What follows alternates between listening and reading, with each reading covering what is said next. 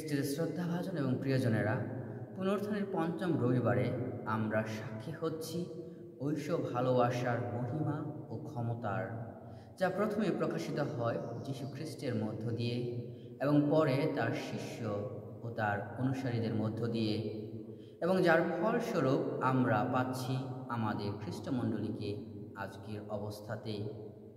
এই পৃথিবীতে জীবনের শেষে যীশু তার শিষ্যদের তথা তার অনুসারীদের আমাদের সকলকে আদেশ দিয়ে গিয়েছিলেন যেন আমরা একে অপরকে তারই মতো ভালোবাসি।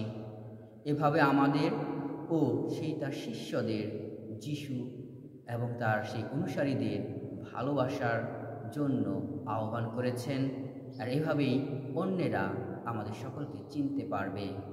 তিনি পরিষ্কারভাবে আদেশ দিয়ে গেছেন এবং বুঝিয়েছেন তার শিষ্য হওয়ার মানদণ্ড ও ভিত্তি হলো ভালোবাসা। কেমন এই ভালোবাসা?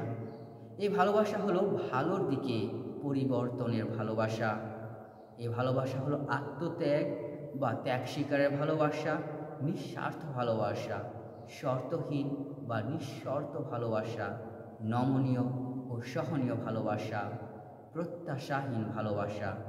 যিশু স্বয়ং নিজে যা করে গেছেন তার শিষ্য তথা আমাদের সকলকে শিখিয়ে গেছেন এবং সেই একই আদেশ দিয়ে গেছেন। যিশু তার শিষ্য যিনি তাকে ধরিয়ে দিয়েছিল অপরাধীদের বা শত্রুদের কাছে, সেই জুদাকে ভালোবেসেছিলেন। পিতর যিনি যিশুকে তিনবার অস্বীকার করেছেন, যার উপর আমাদের প্রভু যিশু মণ্ডলীর ভার দিয়ে গিয়েছিলেন, তিনি কিন্তু তাকেও ভালোবেসেছেন। সব জেনে শুনে বুঝে যিশু তার এই শিষ্যদের পা ধুয়ে দিয়েছিলেন এবং ভালোবাসার প্রকাশ ঘটিয়েছিলেন। তার ভালোবাসা হলো সম্পূর্ণভাবে নিজেকে রিক্ত করা, নমিত করা, ভাঙা ও তা অন্যদের খেতে দেওয়ার ভালোবাসা। আমাদের পক্ষে কি এভাবে ভালোবাসা সম্ভব? কেন সম্ভব নয়? যদি পল ও বার্নাবাস পারে এবং অন্য শিষ্যরা এবং তার অনুসারীরা পরে যিশুকে ভালোবেসে আত্মত্যাগ করতে পারে, তাহলে আমরাও পারব। তাই আজকে আমরা প্রথম পাঠে দেখি আমাদের প্রভু যিশুর সেই অনুসারীগণ পল এবং বার্নাবাস, তারাও অনেক কিছু, অনেক অত্যাচার, অনেক বিপদ আপদের মধ্য দিয়েও তারা কিন্তু হাল ছাড়েনি। যিশুর ভালোবাসার বাণী অন্যের মধ্যে পৌঁছে দিয়েছেন, এমনকি সকল বাধা অতিক্রম করে বিধর্মীদের মাঝে তার ভালোবাসার বীজ বপন করেছিলেন। তারা আজকে সেই তার প্রথম যাত্রা, মিশনের যাত্রা শেষ করে এসেছেন এবং অন্যত্র যাওয়ার আগে সেই বয়োজ্যেষ্ঠদের দায়িত্ব দিয়ে গেছেন যেন তারা সেই যিশুর বিশ্বাস এবং ভালোবাসা জনগণের মাঝে ধরে রাখতে পারেন। আবার দ্বিতীয় পাঠে দেখি বলা হয়েছে এক নতুন স্বর্গ মর্তের সৃষ্টির কথা। যিশুর দেখানো ভালোবাসার মধ্য দিয়ে সৃষ্টি হয়েছে এক নতুন ভালোবাসার ভুবন, যেখানে থাকছে না কোনো বিশৃঙ্খলা, অবিচার, অন্যায়, অন্যায্যতা, মন্দতা, পাপময়তা। যেন ভালোবাসা, শান্তি ও একতার আগমন ঘটেছে এখানে।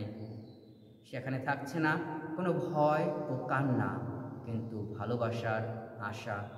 সব কিছুই যেন এই ভালোবাসার মধ্য দিয়ে আমরা দেখতে পাই এবং ভালোবাসার নতুন ভুবন তৈরি করতে পারি। যিশু আজ আমাদের সেই আহ্বানই করে যাচ্ছেন। তাহলে আমাদের এই ভালোবাসার ভাষা কেমন হওয়া প্রয়োজন? আমাদের ভালোবাসার ভাষা হওয়া প্রয়োজন ধৈর্যের ভালোবাসা, দয়ার ভালোবাসা, অন্যকে গ্রহণ করার ভালোবাসা, অন্যের পাশে দাঁড়ানোর ভালোবাসা, অন্যকে সাহায্য সহযোগিতা করার ভালোবাসা, নিজের সর্বোচ্চটা দিয়ে অন্যকে সাহায্য সহযোগিতা করারই ভালোবাসা। কিন্তু কি আমাদের এইভাবে ভালোবাসতে বাধা দেয় বা আমাদের জন্য বন্ধক হিসেবে দাঁড়ায়? তা হলো হিংসা, ঝগড়া, ভয়, রাগ, ক্ষমা না করার মনোভাব, হারানো বা হেরে যাওয়ার চিন্তা। তাই আসুন আজকের এই বিশেষ দিনে আমরা প্রার্থনা করি যেন আমরা সকল বাধা অতিক্রম করে ও সব বন্ধন ভেঙে একটি ভালোবাসার বীজতলা তৈরি করতে পারি এবং নিজেরা এক একটি ভালোবাসার বীজতলা হতে পারি, যেখানে ভালোবাসা জন্মাবে এবং বেড়ে উঠবে। ঈশ্বর আমাদের প্রত্যেককে সে আশীর্বাদ অনুগ্রহ দান করুন।